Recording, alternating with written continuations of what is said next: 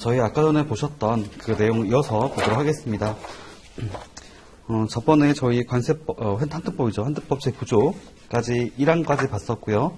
그 다음에 2항에 넘어가 보시면은,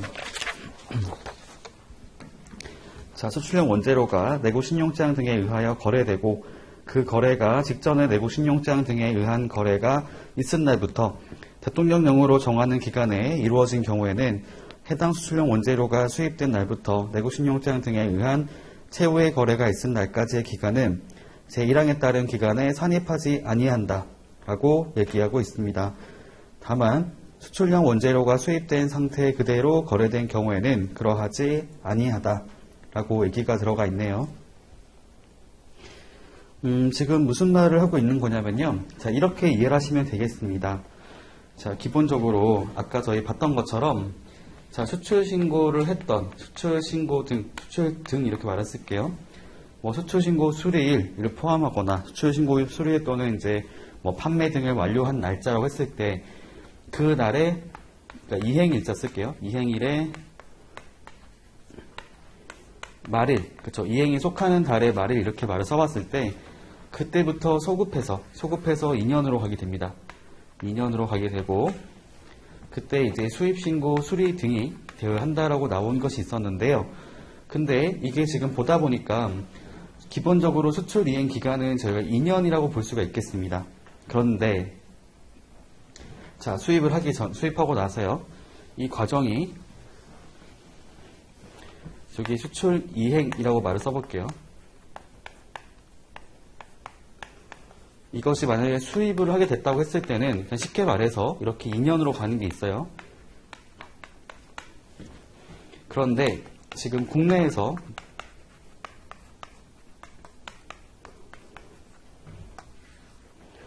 여기서 가보니까 이제 국내 거래가 있던 겁니다. 국내 거래가 있어가지고 그때에서 이제 이게 그 전에 예를 들면은 수입한 날 시점이 이때부터 1년 안에 이렇게 국내 거래가 있게 됐고 그로부터 이제 2년이라고 하는 기간이 경과했을 때 이 내용이 동일하게 적용된다고 얘기하고 있어요. 그 말인즉슨 처음에 수입이 되고 나서 국내에서 이제 거래를 하는 것들은 이제 판매를 말한다고 보시면 되겠죠. 판매. 즉 공급이 있다고 이해하시면 됩니다. 공급이 있을 때는 최초의 1년 안에 공급이 됐을 경우는 그 기간은 여기 나와 있는 수출 이행 기간 안에 산입되지 아니한다. 이 기간은 빼준다라는 겁니다. 그러니까 지금 한참 전에 수입 신고된 거 있잖아요.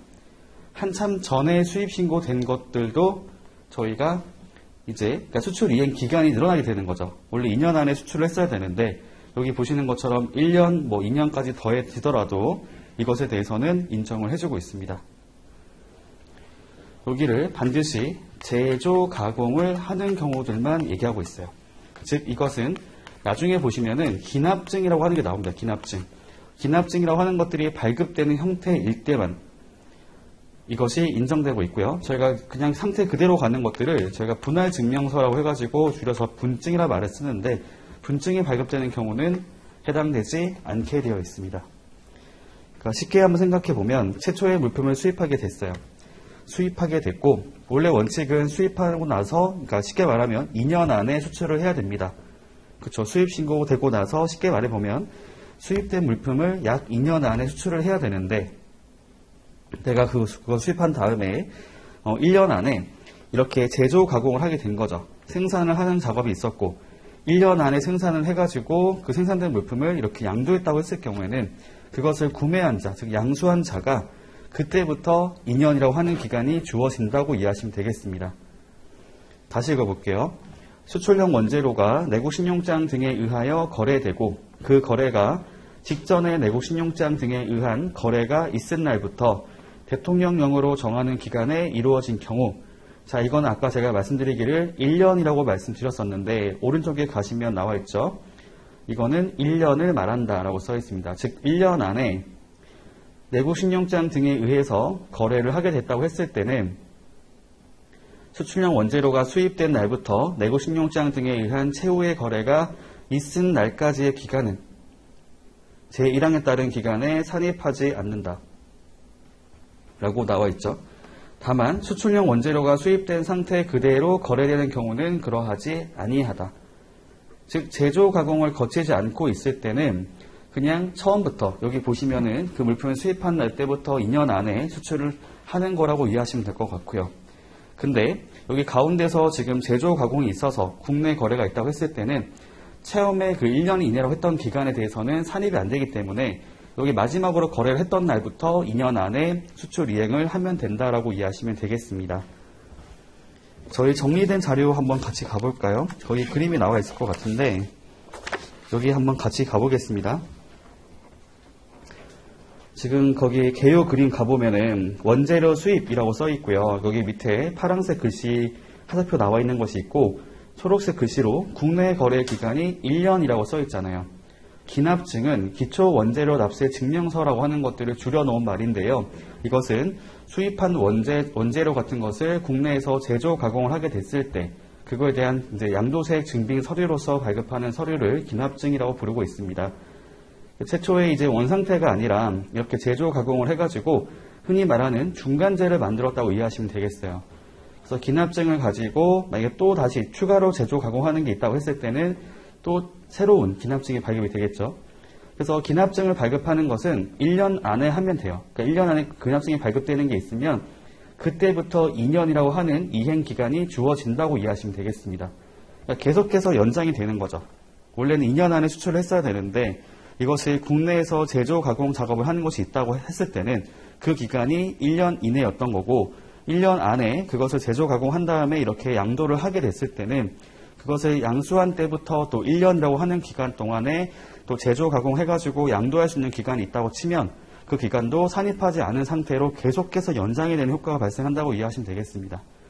그렇죠. 계속해서 이것에 대한 그 세액이 그러니까 신고하는 수출 이행하는 기간이 연장되는 효과가 발생할 수가 있는데요. 근데 밑에 보시면 이제 분증 같은 경우는 이런 것이 없어지게 되고 원래대로 원재료 수입한 때부터 2년이라고 하는 기간 안에 수출을 해야지만 환급 신청을 받을 수가 있습니다. 네, 그렇게 이어지는 겁니다. 네, 일단은 한번 넘어가 보도록 하고요. 다시 한번 정리해 볼게요. 나중에.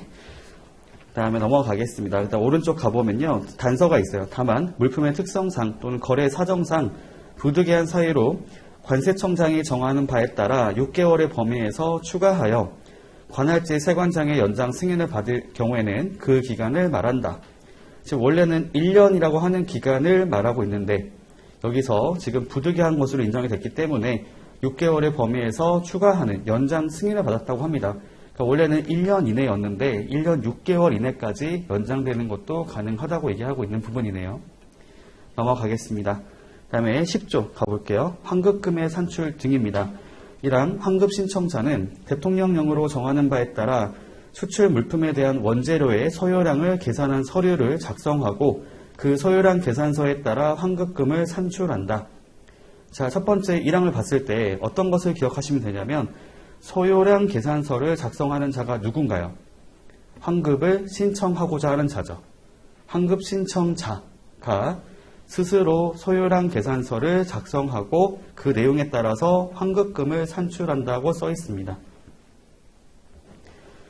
저희가 관세법에 갔을 때 납세 신고라고 하는 게 있었잖아요. 납부할 세금을 스스로 정해가지고 이렇게 신고하는 것이 있었는데 신고된 바에 따라서 저희가 납부하는 절차가 나오는 게 있었죠. 환급금도 환급을 받고자 하는 자가 소요량 계산서를 스스로 작성해서 산출된 금액만큼을 환급금으로 받아간다고 이해하시면 될 것 같습니다. 그 말인즉슨 나중에 그 과소 환급이 발생하는 게 있다. 과소가 아니고 과다 환급이 발생하는 게 있다면 당연히 그에 따른 책임은 그 자가 지는 게 맞겠네요. 밑에 가보겠습니다. 2항입니다. 관세청장은 1항에도 불구하고 소요량 계산 업무의 간소화 등을 위하여 필요하다고 인정하는 경우에는 수출 물품별 평균 소요량 등을 기준으로 하는 표준 소요량을 정하여 고시하고 환급 신청자로 하여금 이를 선택적으로 적용하게 할 수 있다. 자, 2항에서는 표준 소요량이라 하는 것들을 고시를 한다라는 겁니다. 보통 어떻게 되는 거냐면요. 사실 원칙적으로는 이 물품을 생산해서 수출한 자가 있다고 했을 경우에 그 자가 스스로 소요량 계산서를 작성해서 환급 신청을 해야 될 겁니다. 근데 소요량 계산서라고 하는 것들을 작성하기가 어렵다고 느낀 사람도 있을 수가 있거든요. 그러면은 여기 관세청장이 하는 말이 뭐냐면 이 평균이라고 하는 것들, 표준 소요량이라고 하는 것들을 내가 정해서 고시를 해줄 테니까 내가 이것이 스스로 작성하는 게 어려운 자들은 이것을 선택해서 적용하라고 얘기하는 부분인 거죠. 그리고 내가 스스로 작성할 수 있다 하더라도 둘 중에 내가 편한 방식대로 선택해가지고 적용하면 된다라는 그런 입장을 말하고 있습니다. 3번 가볼게요. 수출용 원재료를 사용하여 생산되는 물품이 둘 이상인 경우에는 생산되는 물품의 가격을 기준으로 관세청장이 정하는 바에 따라 관세 등을 환급한다라고 써있네요. 그렇죠. 표준 소요량 같은 것들을 정한다고 했을 경우에 이런 것들에 대해서도 둘 이상이 있다. 생산되는 물품이 둘 이상이 있다고 했을 때는 가격을 가지고 관세 등을 환급하는 내용들이 나와 있습니다. 오른쪽에 가서 보시면 시행령 제11조 가볼게요. 자, 1항에서는 지금 신청 절차를 얘기하고 있습니다. 소요량 계산서 소요량 계산서 작성 업체는 다음 각 호의 사항을 관할지 세관장에게 신고하고 그 신고된 바에 따라 소요량을 계산하여야 한다. 밑에 보니까 수출 물품별, 물품명, 소요량 산정 방법, 소요량 산정의 기준이 되는 기간, 적용 기간, 등등등 해서 그런 내용이 들어가 있는 것을, 이런 내용들을 관할지 세관장에게 신고를 먼저 하고 그에 따라서 소요량을 계산하는 것으로 나와 있습니다. 그렇죠. 저희가 소요량 계산하는 그 방법이라든지 이런 거에 대해서는 관할지 세관장에게 먼저 신고하는 절차가 있다고 보시면 되겠습니다. 그 다음에 2항 소요량 계산서 작성 업체는 제1항 각호의 내용을 변경하고자 하는 경우에는 그 내용을 즉시 관할지 세관장에게 신고하여야 한다. 즉 변경 신고라고 하는 것을 얘기하고 있고요. 그 다음에 3항 법제 14조 1항의 규정에 의한 환급 신청자와 수출 물품의 생산자가 다른 경우 환급 신청자는 당해 수출 물품을 생산한 자가 산정한 소요량에 의해서 소요량 계산서를 작성하여야 한다. 자, 말이 나온 김에 넘어가 볼게요. 법제 14조가 뭔지를 한번 가서 보겠습니다. 쭉쭉 넘어가 보시면은 법제 14조가 나와 있는 것을 확인해 보도록 할게요. 저희 15페이지를 보면 될 것 같습니다. 환급 신청 나와 있고요. 여기서 보니까 지금 1항에서는 지금 2년 이내에 환급 신청을 해야 된다라고 나오는 것이 있고요. 그 다음에 밑에 가 보니까 지금 환급 심사 나와 있는 게 있고, 그 오른쪽에 가보시면은 시행령 제18조에서 환급 신청인이 나와 있는 게 있어요. 환급 신청자. 그래서 지금 첫 번째 1항 1호 보시면은 수출 신고 필증에 환급 신청인으로 기재된 자라고 써 있는 거 있는데, 다시 앞으로 돌아와서 말씀드려보면 지금 앞에서 말하는 게 뭐냐면 지금 저희가 소요량 계산서라고 하는 것들을 지금 신고하는 절차가 나오는 것이 있었는데, 여기 그 11조 3항에서 말하는 게 뭐냐면 지금 환급 신청을 한 자하고 생산자가 서로 다른 경우를 말하고 있습니다. 기본적으로 저희가 환급 신청을 할 수 있는 자는 수출자이거나 생산자가 되거든요. 다르게 말하면 수출자가 환급 신청을 했는데 생산자가 다른 경우죠. 그래서 쉽게 생각해보면 수출자와 생산자가 다른 경우라고 생각해 보시면 생산자가 생산한 물품을 수출자가 구매를 해서 수출하는 형태라고 이해하시면 되거든요. 그럼 당연히 생산에 대한 증빙 자료는 생산자가 갖는 것이 맞을 거잖아요. 그래서 여기 보시면은 그렇게 서로 다른 경우에는 생산한 자가 산정한 소요량을 가지고 소요량 계산서를 작성하게 되어 있다는 겁니다.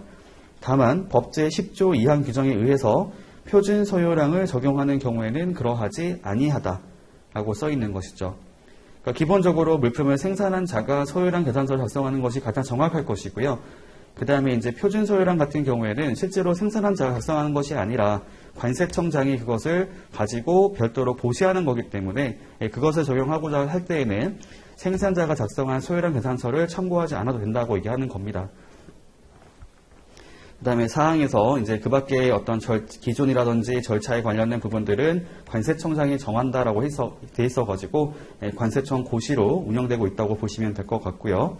다시 왼쪽으로 가보겠습니다. 사항 가볼게요. 관세청장은 다음 각 호의 어느 하나에 해당하는 경우로서 수출용 원재료를 수입할 때 납부하는 세액보다 관세 등을 환급할 때 현저히 과다 또는 과소 환급이 발생할 우려가 있다고 인정되는 경우에는 기재부령으로 정하는 바에 따라 환급받을 수 있는 수입신고 필증의 유효기간을 9조 1항에서 정한 기간보다 짧게 정하여 환급하게 하거나 업체별 수출용 원재료의 재고 물량과 수출입 비율 등을 기준으로 하여 환급에 사용할 수 있는 물량을 정해서 환급하게 할 수 있다라고 얘기를 하고 있습니다. 그러니까 지금 보니까 원래 지금 저희가 소요량 계산서라고 하는 것을 바탕으로 환급 신청을 하게 될 건데요. 저희가 최초에 물품을 수입했을 때 납부했던 세금이 있을 거고 나중에 그걸 가지고 환급 신청에 사용하는 형태로 가게 될 텐데 지금 최초에 납부했던 그 세금하고 환급 신청을 하는 거하고 비교해 봤을 때 수입할 때 납부했던 세액보다 환급을 받는 금액이 더 크다. 현저히 과다하거나 과소하게 되는 문제가 발생했다고 했을 경우에는 그런 것들을 막기 위해서 기간을 짧게 설정해서 환급을 받게 만들거나 아니면 물량을 정해놓고 그 물량까지만 환급을 하게 만들 수 있다고 얘기하고 있습니다. 밑에 가보니까요. 지금 1호에서 수출용 원재료에 대하여 다음 항목의 어느 하나에 해당하는 사유가 있는 경우라고 이야기하고 있어요. 관세율이 변동되는 경우죠. 감옥에 가보면 관세율이 변동되는 경우라고 써 있습니다. 제가 이게 어떤 말을 의미하는지에 대해서 설명을 잠깐 드려보도록 할게요.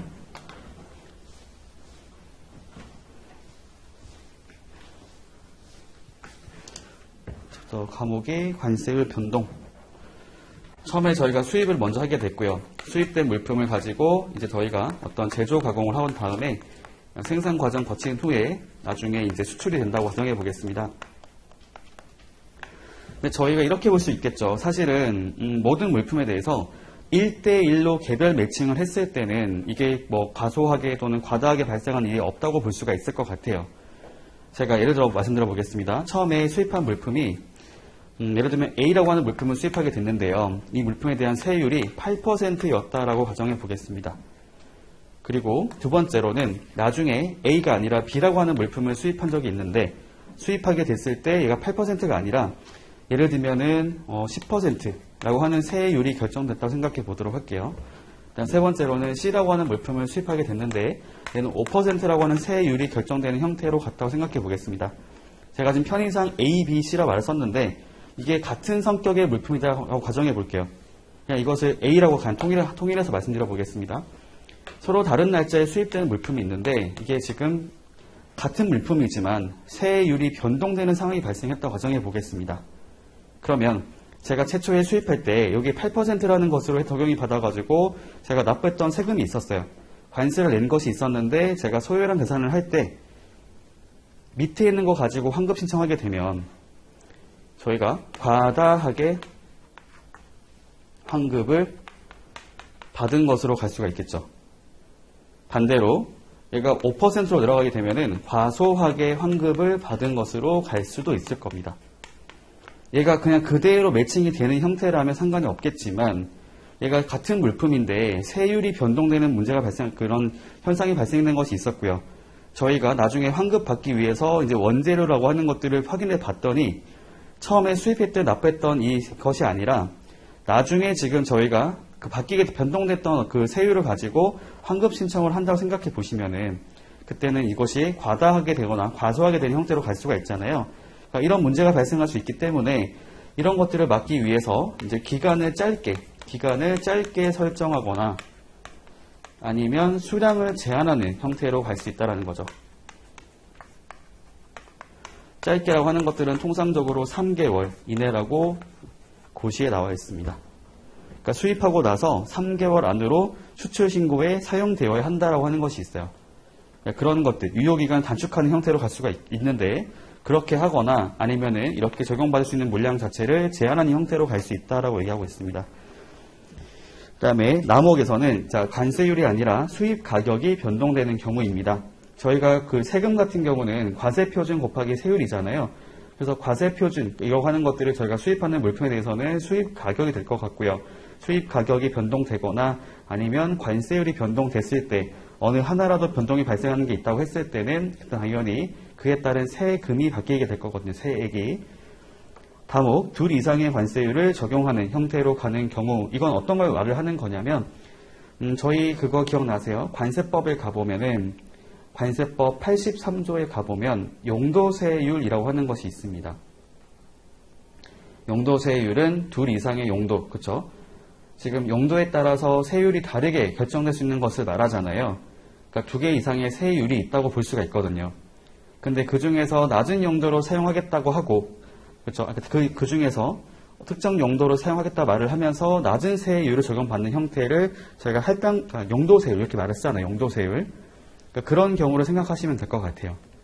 2 이상의 관세율이 적용된다고 했을 경우에 처음에는 지금 낮은 형태로 처음에 수입할 때는 세금을 적게 내고 왔는데 적게 내고 수입하게 됐는데 나중에 저희가 관세 환급 받을 때는 반대로 이제 높은 세율을 납부한 것처럼 높은 세율을 적용한 것처럼 이렇게 산출을 하게 됐을 때는 당연히 이제 그에 따라서 과다하게 환급받는 형태로 갈 수가 있잖아요. 이런 거에 대해서는 기간을 짧게 정하거나 아니면 물량 자체를 줄여가지고 제한을 해서 이런 것들을 막을 수가 있다라는 얘기가 나와 있습니다. 다음 2호, 국내에서 생산된 원재료와 수입된 원재료가 제3조 2항에 해당하여 이게 뭐였냐면 아까 말씀드리기를 대체 사용이라 하는 것이 있었다고 말씀드린 게 있었죠. 그렇죠? 동일한 질과 특성을 가지고 있어서 서로 이제 상호 대체 사용이 가능한 형태가 됐고 이것을 구분해서 관리하지 않았기 때문에 그런 구분 없이 그냥 사용하는 형태로 가는 게 있었는데 여기 보니까 국내에서 생산된 원재료와 수입된 원재료가 수출용 원재료가 되는 경우로서 각 원재료가 생산 과정에서 구분하지 않고 사용되는 경우라고 써 있습니다. 자, 이것도 이제 현저하게 과다하게 환급받거나 과소하게 환급받는 것으로 이제 그런 우려가 있다고 했을 경우에는 앞에 보시는 것처럼 기간을 짧게 정하거나 수입신고 필증의 유효기간 있잖아요. 그러니까 제가 지금 사용할 수 있는 수입신고 필증의 기간을 짧게 정하는 겁니다. 내가 수출을 하게 됐을 때, 수출 이행하게 됐을 때 소급해서 지금 2년이라고 하는 게 원래 원칙이었던 거잖아요. 근데 그 기간을 인정하는 것이 아니고 3개월이라고 하는 기간으로만 두는 것이 있다라는 거죠. 그러니까 빨리 지금 그러니까 먼저 수입한 것을 먼저 수출하는 것으로 만들겠다는 겁니다. 쉽게 말하면 선입 선출 형태로 내보내겠다는 거죠. 이런 게 없으면 처음에 옛날에 수입했던 것들이 지금 기본적으로 낮은 세율을 적용받고 들어왔었는데 비교적 최근에 들어왔던 것들이 고세율로 가는 게 있다고 했을 때는 그걸 가지고 환급에 사용하는 형태로 나오는 것도 나올 수 있단 말이에요. 그러니까 그런 것들을 막기 위해서 과다하게 환급받는 것을 막기 위해서 수입신고 필증의 유효기간을 짧게 정하는 형태로 가거나 아니면 물량과 재고 물량가 여기 나와 있는 것처럼 물량을 정해서 환급을 하게 할 수 있다라는 거죠. 물량이나 기간을 다르게 설정을 해가지고 그거에 대한 환급의 제한을 하게 할 수 있다라는 얘기가 나와 있습니다. 그 다음에 시행규칙 제9조 가볼게요. 여기 가보니까요. 관세대 환급 방법의 조정이 나와 있습니다. 관세청장이 법제 10조 4항에 따라 환급을 받을 수 있는 수입신고 필증의 유효기간, 환급에 사용할 수 있는 그 원재료의 물량을 따로 정하는 경우 관세율의 변동 정도, 수출 물품의 생산 공정, 해당 업종의 재고자산 해전 기간 및 수출입 절차에 소요되는 기간 등을 종합적으로 참작하여 적정한 환급이 이루어지도록 하되 그 내용이 다음 각호의 어느 하나에 해당하는 경우에는 미리 기재부 장관하고 협의를 하여야 한다 라고 써 있습니다. 밑에 보니까 1호 수출용 원재료에 대하여 환급받을 수 있는 수입신고 필증의 유효기간을 6개월보다 짧게 정하려는 경우 2호 업체별 수출용 원재료의 재고 물량, 수출 비율 또는 수입 비율 등을 기준으로 하여 환급에 사용할 수 있는 수출용 원재료의 물량을 정하려는 경우라고 써 있네요. 자, 그러면 정리를 한번 해보도록 하겠습니다. 정리를 해볼게요. 자, 정리해보겠습니다. 첫 번째, 저희가 여기서 말하는 게 뭐냐면은, 첫 번째가 뭐였냐면, 기본적으로 저희가 이제 기간이라든지 물량을 지금 조절하는 것이 나오는 게 있어요. 물량을 가지고 조절하는 것으로 할 수 있다. 왜냐하면 목적이 이거였죠. 현저히 과다라든지 또는 과소 환급이 발생할 우려가 있다라고 보기 때문에 이게 있기 때문에 이거에 대해서는 수입신고 필증의 유효 기간이라든지 환급받을 수 있는 물량을 조절할 수 있다라고 하는 것이 있어요. 밑에 가보니까 사유가 있었죠. 이 사유가 뭔지 봤더니 크게 두 가지로 나뉘는 것이 있었습니다. 두 가지. 첫 번째 같은 경우에는 저희가 이거였죠. 수입하는 원재료, 그러니까 수입하는 물품, 수입 원재료 가지고 얘기해 보겠습니다. 두 번째로는 국산 원재료를 가지고 얘기해 보도록 할게요. 국산이라는 표현보다는 국내 구매 이렇게 말을 쓰겠습니다. 수입 원재료 같은 경우에는 세 가지로 나오는 것이 있었잖아요. 기본적으로 첫 번째 뭐였냐면 관세율이 변동되는 경우, 두 번째로는 과세 가격이 아니라 수입 신고 가격, 수입 물품 가격, 수입 가격이 변동되는 경우, 세 번째로는 둘 이상의 세율이 있는 경우, 이렇게 구분되어 있었죠. 네 번째로 여기 밑에 남아 있는 것들은 얘는 이제 아까 봤던 것처럼 상호 대체 사용하는 것들, 이렇게 나눠서 정리하시면 되겠습니다. 제가 기본적으로 이제 관세라고 하는 것들은 과세 표준이라고 하는 것을 가격으로 놓게 되면 관세율 이렇게 말할 수가 있겠는데요. 지금 관세가 지금 변동이 발생한다는 것은 얘가 바뀌거나 이 중에 하나인 거잖아요. 그래서 여기 보시면 첫 번째 관세율, 두 번째로는 그 물품의 가격을 가지고 얘기하고 있습니다. 얘는 아까 설명드리기를 용도세율 형태라고 이해하시면 되는 거죠. 둘 이상의 세율이 적용될 수 있는데, 근데 사실 용도세율만 말하는 건 아닙니다. 뭐 이거 말고도 다른 것도 가능하긴 할 거예요. 자, 한번 생각해 볼까요? 저희가 관세법 제50조로 가보시면 저희가 세율 적용의 순위라고 하는 것이 나오는 게 있잖아요. 세율의 종류 여러 가지가 있죠. 가장 기본적인 것들이 기본 세율이 있고, 뭐 나머지 여러 가지가 있는데, 저희가 통상적으로 보게 되면 세율 한 가지만 적용되는 경우는 없습니다. 없어요. 그러니까 기본 세율은 무조건 적용이 될 것이고, 그거 말고도 저희가 협정세율이라 하는 것도 있을 거고, 여러 가지가 있을 거잖아요. 그렇죠? 그래서 기본적으로 둘 이상의 세율이 적용되는 것들이 기초가 될 텐데, 정말 쉽게 생각해 보면 저희가 FTA 적용을 받은 경우라고 하는 거 있잖아요. 협정세율 이렇게 말을 쓰는데, 협정세율 처음에 수입했던 물품에 대해서는 협정세율을 적용받았었어요. 그래서 낮은 세율로 들어왔었는데 나중에 다른 수입건에 대해서는 그 협정세 적용받지 않고 기본 세율로 들어왔다고 생각해 보시면요. 처음에 수입했던 것보다는 더 높은 세율로 들어온 거잖아요. 나중에 수출 이행하고 나서 환급 신청을 할 때 그 옛날에 수입했던 그걸로 하는 것이 아니라 비교적 최근에 수입했던 그 높은 세율로 들어왔던 거 있잖아요. 그걸로 저희가 환급 신청을 하게 되면 현저하게 과다하게 환급이 발생하게 되잖아요. 그러니까 그런 상태라고 이해하시면 되겠습니다. 뭐 그것이 용도세율의 형태로 갈 수도 있겠지만 아까 말씀드린 것처럼 저희가 협정세율 같은 것들을 적용받는 경우에도 이런 차이가 발생할 수 있거든요. 넘어가도록 하겠습니다. 그 다음에 여기 말하기를 물량이라든지 이제 그런 기간을 정할 때도 이것에 대해서는 예외적으로 협의 과정을 반드시 거쳐야 되는 것들이 있었어요. 협의사항이라고 하는 것이 있어가지고 여기 말해보니까 첫 번째로는 6개월이었죠. 6개월 이내 6개월보다 짧게 정하는 경우가 첫 번째 나오는 것이 있었고, 두 번째 같은 경우에는 업체별 수출용 원재료의 재고 물량 등을 기초로 해서 그것을 정할 때였습니다. 업체별로 그런 어떤 비율을 정할 때 여기도 기재부 장관하고 협의 과정을 거쳐서 이런 것들을 결정하게 하는 내용들이 나와 있었습니다. 네, 넘어가 보도록 할게요. 그 다음 10조의 2를 가보겠습니다. 소요량 사전심사의 신청 등이라고 써 있는데요. 1항 관세 등을 환급받으려는 자는 제14조에 따른 환급 신청을 하기 전에 10조 1항에 따라 산정한 소요량, 그 다음에 소요량 계산 방법의 적정 여부를 세관장에게 미리 심사하여 줄 것을 신청할 수 있다. 자, 여기 보니까 소요량 사전심사라고 하는 것들을 신청하는 절차가 나와 있습니다. 자, 주의할 게 하나가 있을 것 같아요. 저희가 통상적으로 무슨 기관에다가 이렇게 유권해서 요청하는 경우가 있다고 했을 경우에 예를 들면은 과세가격 결정 방법의 사전심사라든지 품목분류 사전심사라고 하는 거 있었잖아요. 그 다음에 저희가 그거 원산지 등에 대한 사전 확인 제도가 있었는데 그 세 가지 모두는 관세청장에게 요청하는 것이 있었거든요. 근데 소요량 사전심사 같은 경우는 관세청장이 아니고 세관장에게 하게 되어 있습니다. 세관마다 그것에 대한 소요량 산정 방법에 대해서 심사를 하는 과정이 나온다라는 거죠. 기본적으로 저희가 아까 봤던 것 중에 관할지 세관이라고 하는 것이 나온 게 있었거든요. 관할지 세관장은 기본적으로 제조장을 관할하는 세관이 바로 관할지 세관이 됐었습니다.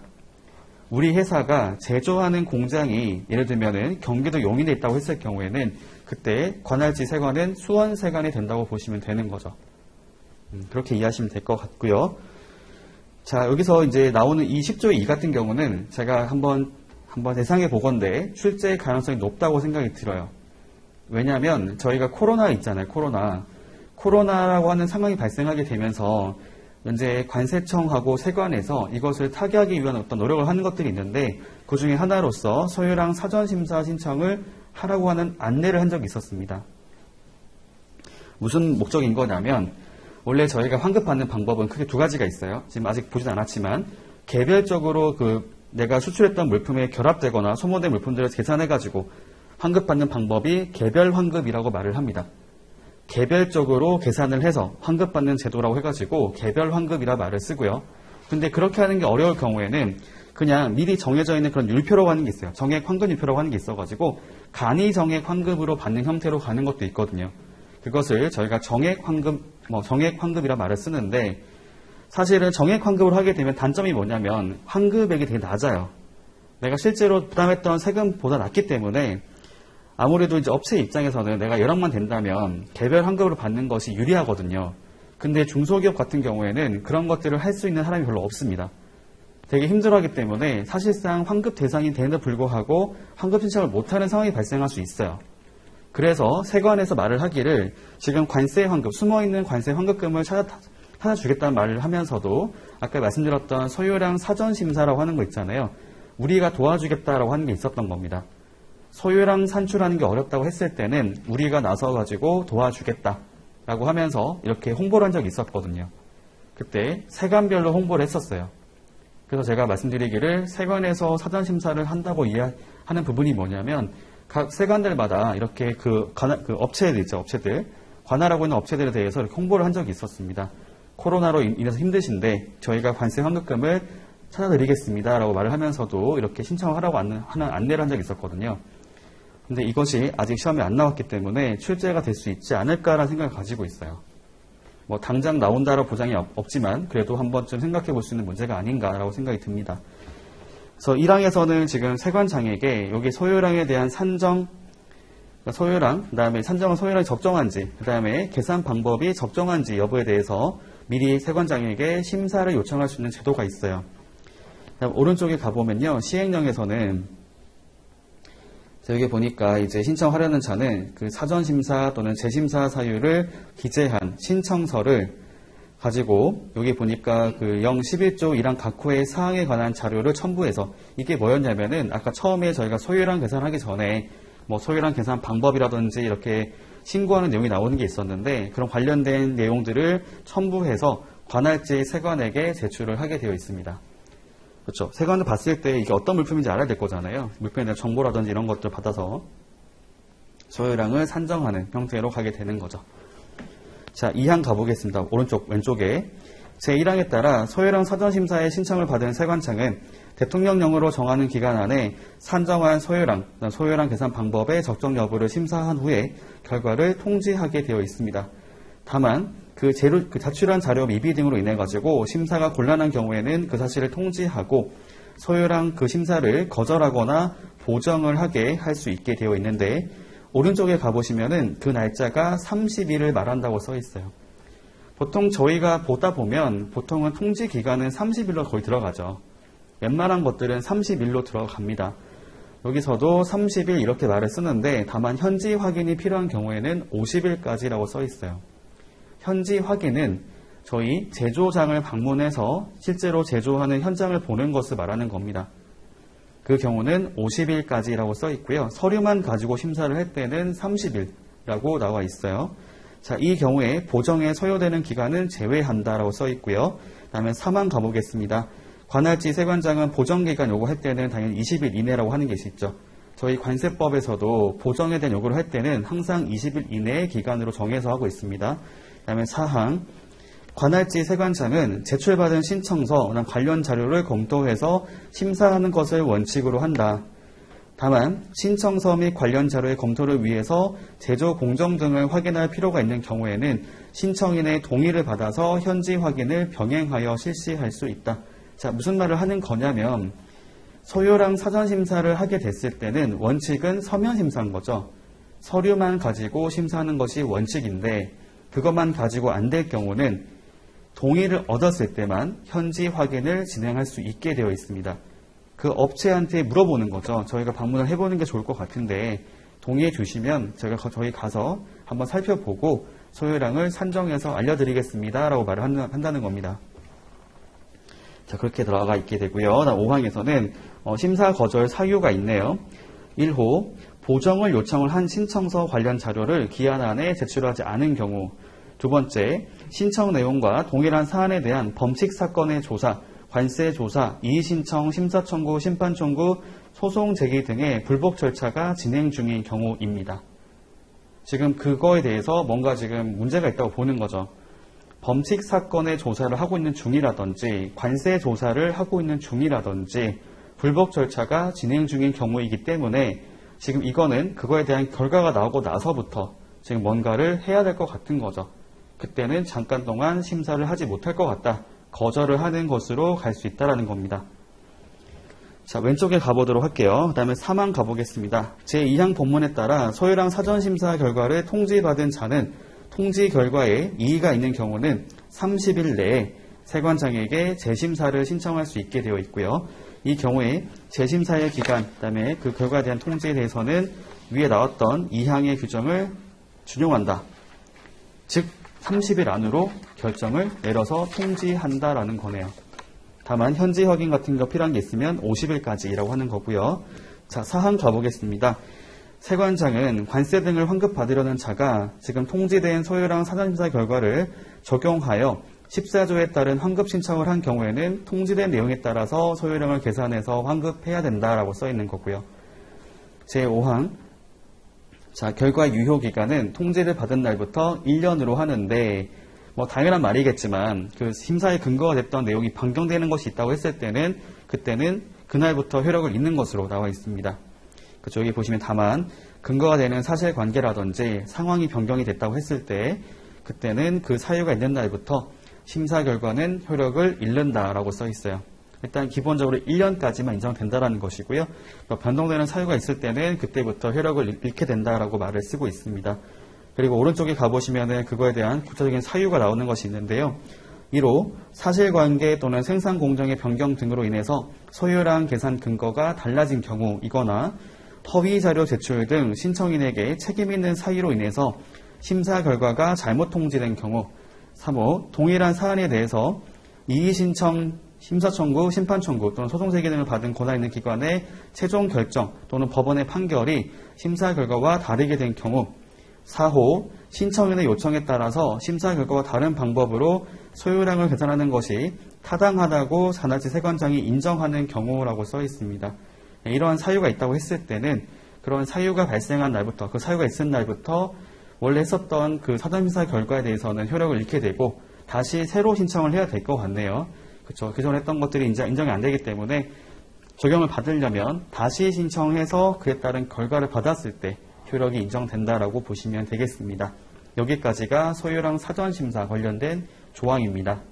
다시 말씀드리지만 출제 가능성이 있다고 보고 있어요. 여긴 나올 수 있기 때문에 준비를 하시는 것이 좋을 것 같습니다. 자, 11조 가보도록 할게요.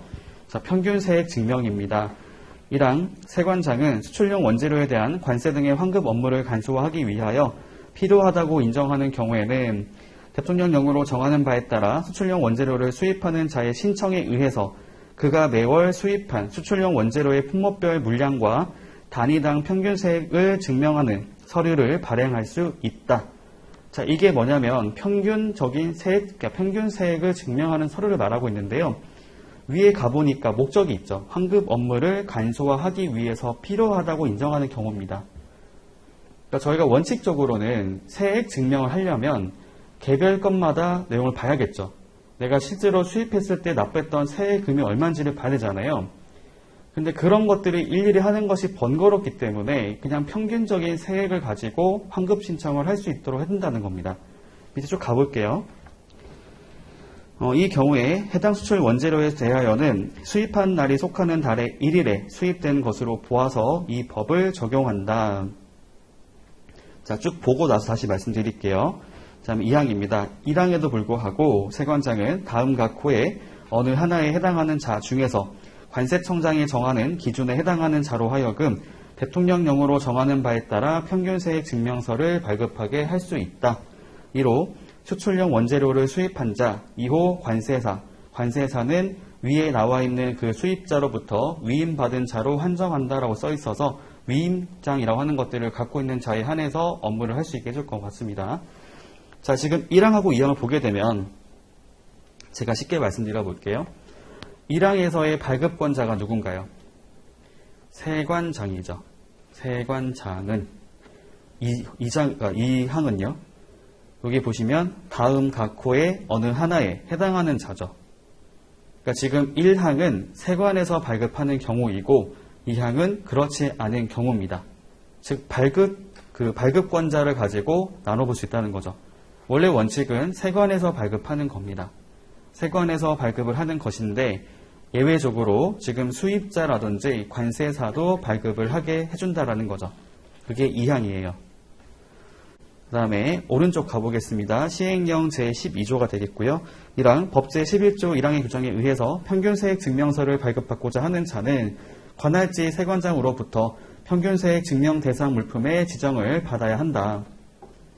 이 경우에 수출용 원재료의 관세 통계 통합 품목 분류표 어렵게 써있는데 저희 HS코드를 말하는 겁니다. HS코드 또는 소요량이 달라지는 등 평균세액의 결정이 곤란하다고 인정하여 관청에 정하는 물품에 대하여는 평균세액 증명서의 발급 대상으로 지정을 받을 수 없다.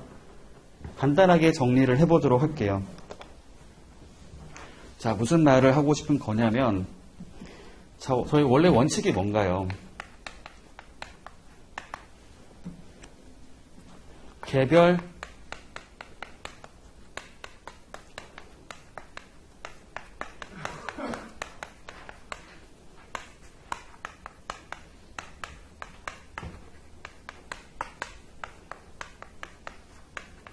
이거겠죠. 개별 건마다 납부했던 세금을 산출해야지 되는 거잖아요. 그렇죠? 내가 수입할 때만 납부했던 세금이 얼마인지를 가지고 환급 신청을 하는 거잖아요. 이게 원칙입니다. 그런데 이렇게 하는 것이 이제 번거롭다 보니까 간소화시켜 준 거죠. 보다 간편하게 업무를 하기 위해서는 그냥 평균적으로 납부하는 세액을 가지고 평균세액을 가지고 환급을 하자라는 형태로 간 겁니다. 생각해 보시면은 내가 수입이라고 하는 것들이 한 건이 아닐 수가 있잖아요. 10건을 했다고 했을 경우에 그 10건 수입할 때마다 금액이 똑같지는 않을 거란 말이죠. 바뀔 수가 있을 거잖아요. 그러면은 이거에 대해서는 처음에 제가 예를 들면 한 달 전에 수입했던 물품이랑 그다음에 지금 수입하는 물품이 같은 물품이긴 하지만 이게 관세가 똑같지 않을 거예요. 왜 다를까요? 저희가 과세 환율이라고 하는 것이 있잖아요. 환율은 고정되어 있지 않잖아요. 변동이 발생하죠. 기본적으로 물품의 단가도 바뀔 수도 있겠지만 단가가 동일하다 하더라도 그때 수입하는 시점에 따라서 이게 과세 환율이 바뀌기 때문에 당연히 납부하는 세금 자체가 똑같지가 않을 거란 말이에요. 개별 건마다 이것을 산출해가지고 환급 신청을 하는 게 맞는데 이것을 간소화시켜가지고 그냥 평균적으로 매 달마다 월 단위로 지금 평균적으로 납부하는 그 세액을 산출해서 이걸로 환급 신청을 하게 해주겠다라는 거죠. 훨씬 더 간소화되는 거잖아요. 물론 이걸 하게 됐을 때 정확하지 않을 수 있긴 해요. 그죠? 조금씩 차이가 발생할 수 있긴 하겠죠. 과다하게 환급을 받거나 반대로 과소하게 환급받는 형태가 나올 수 있긴 할 것 같습니다. 하지만 어쨌든 평균적으로 간다라는 거죠. 평균으로. 자, 이걸 하기 위해서는 뭘 먼저 하는 거냐면 첫 번째, 물품에 대한 지정을 받아야 돼요. 내가 지금 수입하는 물품이 여기 나와 있는 평균세액이라고 하는 것들을 산출할 수 있는 물품이 맞는지를 먼저 확인을 받는 겁니다.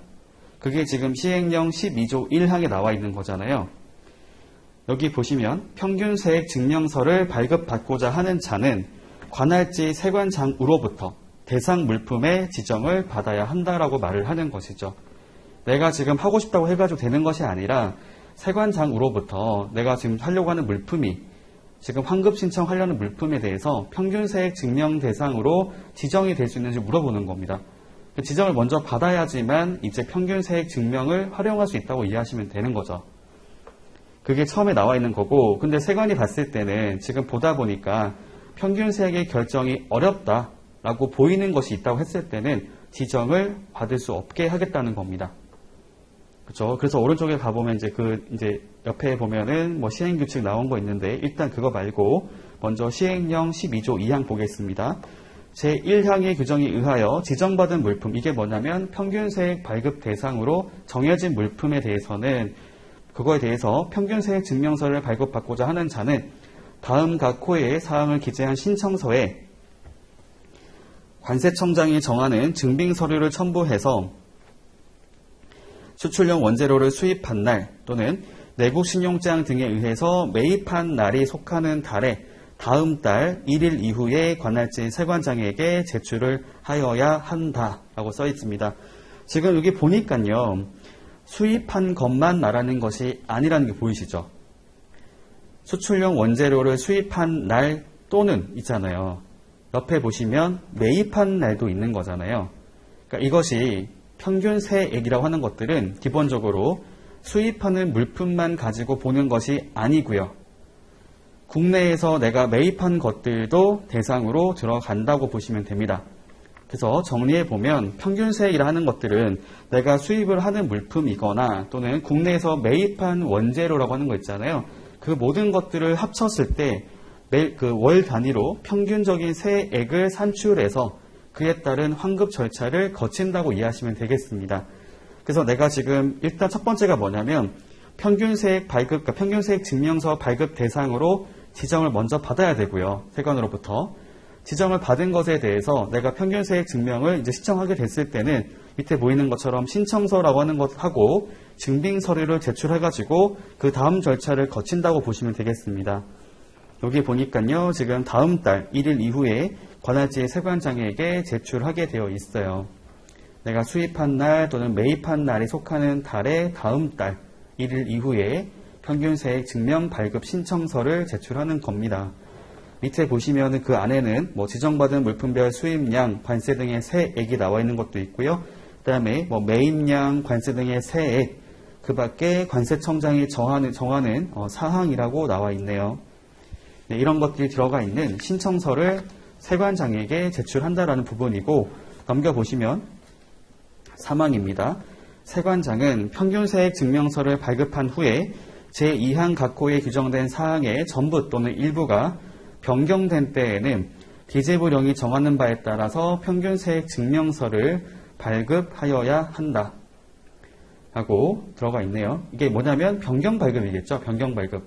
처음에 발급했던 내용 중에서 바뀌는 것이 있다고 했을 때는 변경 발급을 해야 된다라고 하는 말이 나와 있는 겁니다.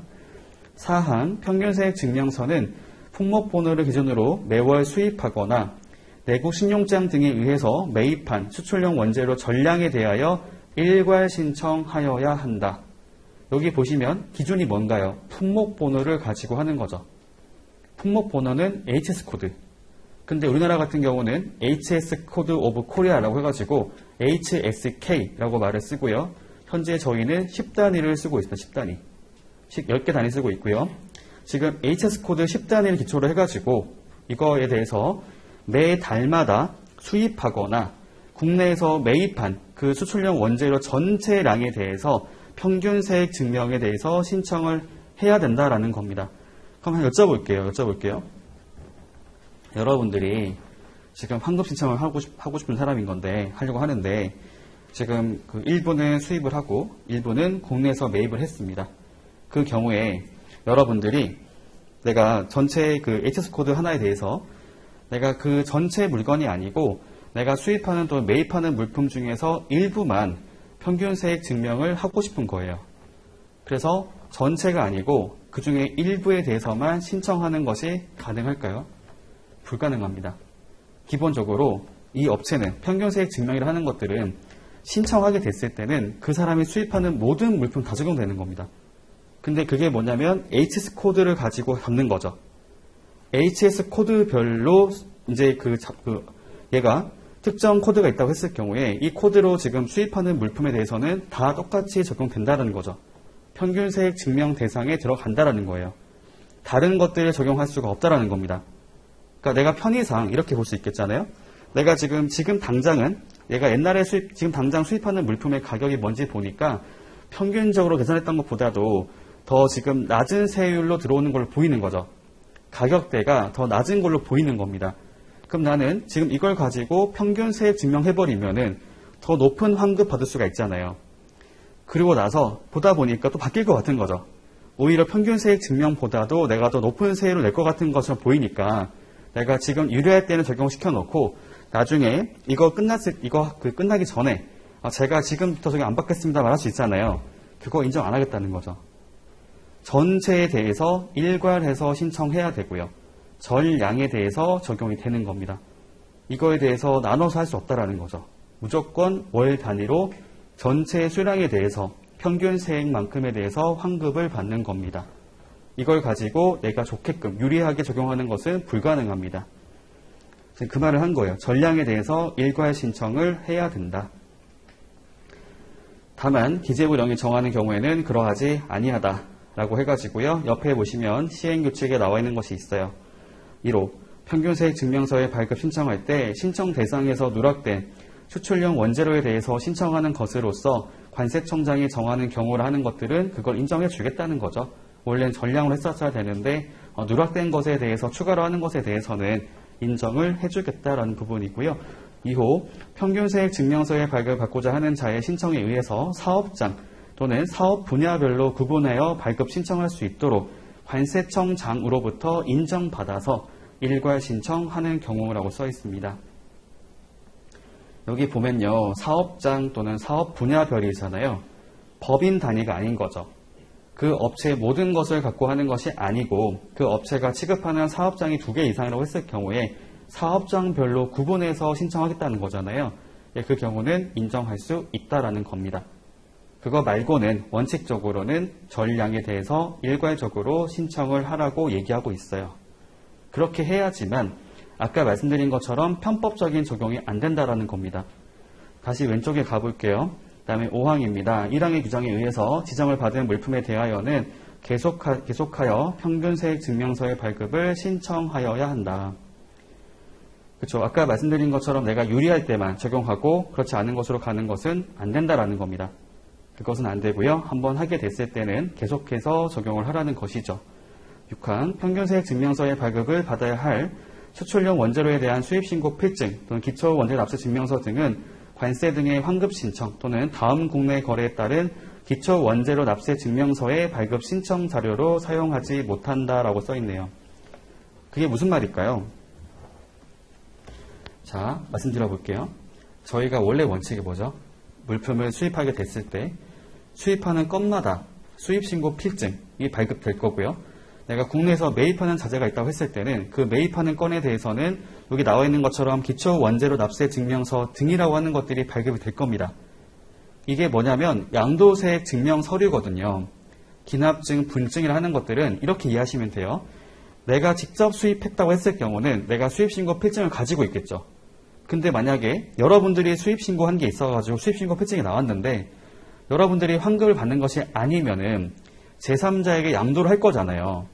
판매를 한다 생각해 보시면은 어쨌든 간에 수출이 됐을 때 환급 신청할 수 있단 말이에요. 여러분들이 수입을 했다 하더라도 여러분들이 수출 물품의 생산자가 아니거나 또는 수출 신고를 하는 자가 아니라고 했을 경우에는 여러분들이 환급 못 받거든요. 못 받아요. 그렇기 때문에 내가 환급받을 수 있는 권리를 양도하는 거죠.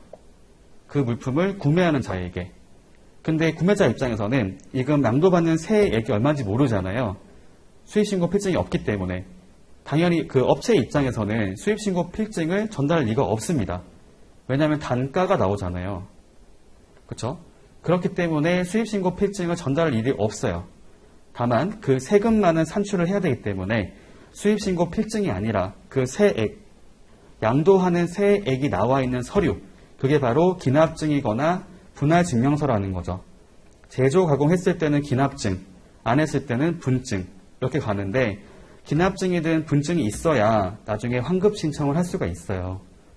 근데 어쨌든 여기 보는 것처럼 수입신고 필증 또는 기납증 등이라고 하는 걸 가지고 환급에 사용하는 것은 안 된다라는 겁니다. 왜 그럴까요? 이미 평균세액 증명서를 받아야 되는 거잖아요. 자, 한번 가정해 볼까요? 제가 A라는 물건을 수입을 합니다. A가 여기까지 말씀드리고 좀 쉴게요. 예를 들면 9월 10일 날 수입 신고된 게 있었고 9월 20일 날 수입 신고된 게 있었는데 처음에 9월 10일 날 들어왔을 때는 예를 들면 100원짜리 물건으로 제가 세금을 냈어요. 100원만큼 관세를 냈어요. 다음번에 들어왔을 때는 110원으로 제가 냈네요. 관세액을. 자, 그렇고 나서 다음번에 들어왔을 때는 9월 30일 날은 이걸 가지고 A라는 물건에 대해서 제가 90원 해당하는 관세를 납부하게 됐습니다. 다 다르잖아요? 근데 평균을 내보니까 100원이 나오죠.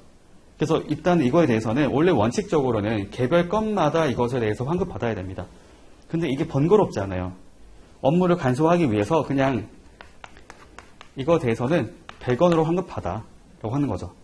그럼 얘는 적정한 거고 얘는 지금 과소 환급 받는 거고 얘는 과다환급 받는 거잖아요. 이렇게 하더라도 어쨌든 간에 평균이 되는 거기 때문에 사실 과소, 과다라고 하는 것들은 개별 건으로 치면 그렇게 볼 수 있겠지만 전체로 보면 사실 차이가 안 날 거거든요. 그래서 이렇게 하겠다라고 말을 했는데 지금 원래는 이걸 가지고 아까 말씀드린 것처럼 이 물품에 대해서는 제가 A라고 하는 물품을 수입하거나 매입하는 것이 있는데요. 이건 지금 제가 평균세액 증명에 따라서 관세 환급을 받을 겁니다 라고 말했던 겁니다. 그러니까 이걸 가지고 다른 용도로 사용하지 못하게 막는 거죠. 내가 지금 보다 보니까 100원으로 환급 받는데 얘는 유리하잖아요. 얘는 불리하잖아요. 얘만 따로 빼가지고 개별 환급하겠다 이게 안 된다는 거죠. 안 된다는 거예요. 안 된다. 그래서 지금 말하는 것이 뭐냐면 자, 평균세액 증명을 받을 겁니다. 지금 A라는 물건에 대해서 평균세액 증명을 받을 건데 얘를 따로 빼가지고 얘를 별도로 환급 신청을 하거나 환급 신청을 직접 하지 않더라도 국내에서 양도하는 거 있잖아요. 아까 보셨던 기납증 등을 발급하는데 전달하는 형태로 가는 거, 양도세액 증명하는 거 있잖아요. 얘는 인정을 하지 않겠다라는 거죠. 지금 이게 그 말입니다. 다시 볼까요? 평균세액 증명서의 발급을 받아야 할 수출용 원재료에 대한 수입신고 필증, 기초원재료 납세 증명서 등 이게 뭘까요? 내가 환급받을 세액을 확인하는 금액이 서류가 되는 거잖아요. 수입신고 필증은 내가 납부했던 관세가 나와 있을 거고요. 기납증 같은 경우에도 내가 양수한 환급받을 세액이 나와 있을 거란 말이에요. 즉 내가 지금 환급받을 세액이 나와 있는 서류가 되는데 그거에 따라서 발급 신청을 하는 자료로 사용하지 못한다는 거죠. 그러니까 수입신고 필증 가지고 또는 기납증을 가지고 환급 신청을 하거나 아니면 다른 제3자에게 양도를 하는 자료로 사용하지 못한다고 하는 겁니다. 양도한다는 말은 제3자가 환급 받는다는 거잖아요. 그죠? 지금 그 말을 얘기하고 있어요. 자, 이거를 말하는 겁니다. 평세증이라는 것들은 평균 세액을 가지고 증명된 서류를 가지고 환급을 받는 거예요. 개별 건마다 원래 환급 받는 것들을 편의상 이렇게 간소화시켜가지고 평균 세액만큼을 환급을 받는 제도인데 이거에 대해서 내가 유리한 것들만 잘라서 빼가지고 개별 환급 신청하겠다 이런 거 안 된다는 거죠. 그럴 일은 없고요. 이것은 한번 적용받으면 계속해서 적용을 해야 된다라고 얘기하고 있습니다. 다음에 7항 가볼게요. 세관장은 평균세액 증명서에 의해서 환급 또는 기납증 등을 발급하는 것이 수출용 원재료에 대한 관세 등의 세액과 현저한 차이가 있다고 인정하는 경우는 지정을 취소하여야 한다라고 써 있습니다. 그러니까 이 말이 뭐냐면 개별 건으로 환급받는 거죠. 여기 보시면 평균세액 증명서로 지금 환급하는 것이 개별 건으로 환급받는 거와 비교해 봤을 때 현저한 차이가 나면 이건 운영하면 안 되는 거잖아요. 그때는 취소를 하게 되어 있습니다. 그러니까 기본적인 베이스는 이게 개별로 환급받는 거랑 평균으로 받는 거랑 차이가 크게 안 나기 때문에 이렇게 그냥 간소하게 하겠다라는 거였는데 현저한 차이가 발생하게 되면 당연히 이거는 안 되는 거죠. 과소나 과다환급 발생하는 거기 때문에 이런 것들은 인정할 수 없게 되어 있습니다. 취소를 먼저 하게 되어 있어요. 취소를 의무적으로 하게 되어 있습니다. 세관에서. 다음에 저희 11조 3항까지 보고 잠깐 쉴게요. 자, 1항이나 2항 2호에 따라 세관장 또는 관세사로부터 평균세액 증명서를 발급받은 자나 제2항 1호에 따라서 평균세액 증명서를 발급한 자가 평균세액 증명서에 기재된 수출용 원재료와 관세법 제50조 1항의 관세율표상 10단위의 품목 분류가 50조 1항이 뭐였나요? 혹시 아시겠어요? 그쵸. 관세법 50조에 나와 있는 그 관세표에 따른 10단위 품목 분류가 동일한 물품으로서 수출 등에 제공할 목적 외의 목적으로 수입한 물품에 대하여는 평균세액 증명서에 기재된 수출용 원재료에 대한 관세 등의 환급이 끝난 경우에만 관세 등을 환급할 수 있다. 자, 이 말이 뭐냐면요. 자, 기본적으로 저희가 하는 것이 뭐냐면 평세증을 발급한다는 것은 내가 어쨌든 수출용 원재료로 사용하겠다라고 말을 하는 거란 말이에요. 수출 용도로 사용되는 것에 대해서 환급을 받을 건데요. 수출용이 아니라 다른 목적으로, 즉 내수용으로 수입된 물품이 있다고 합니다. 그거에 대해서는 쭉 가볼게요. 관세 등의 평균세액 증명서에 기재된 수출용 원재료에 대한 관세 등의 환급이 끝난 경우에만 관세 등을 환급할 수 있다. 자, 설명을 드리겠습니다. 이게 말이 어렵죠. 말이 어려운데 제가 설명 드릴 테니까 좀 듣고 이해하시면 좋을 것 같아요. 여러분들 제가 A라는 물품을 수입하게 됐는데 근데 지금 보다 보니까 제가 A라는 물건에 대해서 전량 수출할 목적으로 갖고 오는 것이 아닐 수가 있잖아요. 그죠? 내가 기본적으로 내가 A라는 물건을 지금 취급을 하는데 국내에서 수입을 하거나 국내에서 매입을 해요. 매입을 하는데 제가 이것을 100개를 산다고 생각해 봤을 때 이 100개 모두가 수출용이 아닐 수가 있잖아요. 그 중에 일부, 그러니까 수출용에 대해서는 80개, 내수용은 20개라고 가정해 보겠습니다. 근데 이게 뭐였냐면 저희가 평세증 발급 대상 물품 같은 경우는 제가 이것을 임의대로 나눌 수 있을까요? 아닌 거죠. 이 전체에 대해서 지정을 받는 거였잖아요. 일괄 신청되는 거였던 거잖아요. 그러니까 저는 사실은 이 물품 자체가 수출용인 것도 있지만 내수용인 것도 있다라는 거예요. 내수용 같은 경우는 사실상 관세 환급 대상이 아닌 거잖아요. 원칙적으로는. 근데 이것을 다 포함해서 지금 세관에서는 계산해버린 거잖아요. 그렇죠? A란 물건을 수입하게 됐을 때 내가 평균적으로 지금 납부하는 관세라고 하는 것들을 가지고 평균세액을 정해놓은 다음에 이거만큼에 대해서 환급 받으라는 거잖아요. 그럼 제가 어떤 일이 발생할 수 있냐면은 제가 여기 나와 있는 물품들을 전량 수출하게 됐을 때는 문제가 없을 수가 있겠어요. 그죠? 근데 내가 거기서 100개 중에서 80개는 제가 수출을 하게 됐는데 20개는 내수용으로 가지고 왔다고 생각해 보겠습니다. 자, 그렇다면 기본적으로 제가 내수용으로 물품을 납품하게 됐을 때는, 공급하게 됐을 때는 자, 이것은 관세 환급 대상이 아니겠죠. 저는. 그렇죠? 저의 입장에서는 제가 이것을 가지고 환급한 것이 아니었던 거잖아요. 그러니까 신청하는 것이 아니기 때문에 그 자체로 봤을 때는, 그러니까 국내에서 그 판매가 끝나버리면 관세 환급하고 관계가 없는 거죠. 관계가 없는데, 근데 이걸 가지고도 다시 환급받은 상황이 발생할 수도 있잖아요.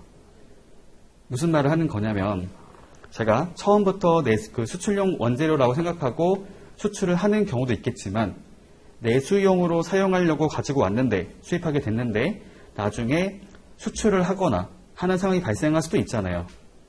그렇죠? 아니면 그거에 대해서 내가 수출을 직접 하거나, 아니면 수출할 자에게 양도할 수도 있잖아요.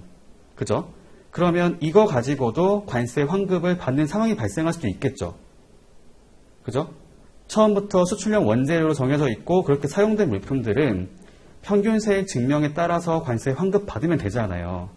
받으면 되는데 내가 내수용으로 갖고 왔던 물품들에 대해서 나중에 관세 환급을 받는 일이 발생해 버리면 저는 그거에 대해서는 원래대로 따져보면 개별 환급을 받아야 되는 게 맞겠죠. 그런데 그렇게 못하는 상황이 된 거잖아요. 그래서 일단 세관이 말하는 게 뭐냐면 원래 정해져 있던 용도대로, 즉 수출용으로 사용되기로 되어 있었던 그거에 따라서 산출됐던 관세 환급을 먼저 받고 그게 끝나고 났을 때 그 다음 순차적으로 관세 환급을 해주겠다라는 겁니다. 여기 보시면 이런 말인 거죠. 지금 HS 코드가 동일한 물품이라고 해요. 그럼 아까 봤던 게 뭐냐면 HS 코드 10단위가 동일한 물품 같은 경우는 일괄적으로 신청하게 돼 있단 말이에요. 내가 이것을 수출할 목적이 아니었지만 그런데 이것을 내가 수입하는 상황이 발생할 수가 있는데 근데 그 물품에 대해서도 나중에 환급을 받는 상황이 발생한다고 생각해 보시면요. 지금 기존의 평균세액 증명에 따라서 환급을 받아야 되는 것인지 아니면 다른 방법을 택해야 되는 건지 모를 수가 있잖아요. 뭐라고 써있냐면 수출 등의 제공할 목적 외의 목적으로 수입한 물품에 대하여는 평균세액 증명서에 기재된 수출용 원재료에 대한 관세 등의 환급이 끝난 경우에만 관세 등을 환급할 수 있다. 이 말이 뭘까요? 내가 처음에 수출용 원재료라고 하는 것들을 사용하겠다고 본 게 있었잖아요. 그거에 따라서 산출되어 있었던 관세 환급액이 있었는데 그것들이 모두 끝났던 거예요. 그러니까 지금 무슨 말을 하는 거냐면 제가 수출용으로 사용하기로 했었던 그 숫자가 있었을 거잖아요. 그게 모두 환급이 다 완료되고 나서 평균세액 증명서에 나왔었던 환급액이 모두 끝나고 났을 때 그 다음으로 제가 환급 신청을 할 수 있다는 거죠. 그거 끝나고 나서야 관세 등을 환급할 수 있다는 겁니다. 이 경우에 물품별 환급액은 그 물품이 수입된 달에 평균세액 증명서에 기재된 수출용 원재료의 평균세액을 초과할 수 없다라고 써있네요. 그쵸? 그 다음 밑에 가볼게요. 가로 수입된 달에 평균세액 증명서에 기재된 수출용 원재료가 없는 경우에는 해당 물품이 수입된 달부터 소급하여 최초로 그 물품과 분명히 같은 수출용 원재료가 수입된 달에 평균세액 증명서에 기재된 수출용 원재료의 평균세액을 말한다라고 써있는데 자 무슨 말인지 말씀드리겠습니다. 다시 제가 A라는 물건이 있어요. A라는 물건에 대해 제가 수입을 하거나 매입을 합니다. 근데 그 물품에 대해서 제가 평균세액 증명 대상 물품으로 지정받았던 거죠. 그럼 저는 그 A라는 물품 전체에 대해서는 평균세액 증명서에 따라서 관세 환급을 받아야 합니다. 그렇죠? 근데 제가 A라는 물건에 대해서 전량 수출할 목적으로 가지고 온 것이 아닐 수가 있잖아요. 내가 그 물건을 수입하거나 지금 매입했다고 했을 경우에 그 중에서 80% 정도는 수출을 할 예정이었던 거고 20% 정도는 수출할 목적이 아니었던 겁니다. 그럼 일단은 제가 처음에 평균세액 증명서 같은 경우는 수출에 사용될 것을 예상하고 왔던 거잖아요. 그래서 지금 그 수량만큼이 있을 거예요. 내가 지금 매입하고 이렇게 수입했던 수량이 있다고 했을 경우에 내가 여기 전체 평균세액 증명서에 보면은 수량이 나오는 것이 있는데 내가 거기서 80개만큼에 대해서는 수출하게 된 거죠. 그러면 그거에 따라서 환급을 받은 것이 있었을 거고요. 근데 나머지 수출용의 용도가 아니었던 것들은 내가 원래 받았어야 하는 그 평균세액 증명에 나와 있던 것들이 다 끝나고 났을 때 그 다음으로야 그 다음 절차대로 이제 환급 신청을 할 수 있다라는 겁니다. 원래 평세증에 나와 있었던 관세 등의 환급이 모두 끝났을 때만 그 다음으로 관세 등을 환급하는 절차를 거칠 수가 있다라는 것이죠. 그리고 그렇게 환급 받을 때는 평균세액 증명서에 나왔었던 평균세액을 넘어서는 형태로 관세 환급을 받을 수가 없다라는 겁니다. 왜냐하면 그렇게 하게 됐을 때는 사실상 다른 용도로 사용해 볼 수도 있거든요. 그렇죠? 전체 물건 중에서 사실은 이렇다. 사실은 내가 이것을 내수용 수입했던 거기 때문에 개별 환급을 받아야 한다고 말할 수가 있잖아요.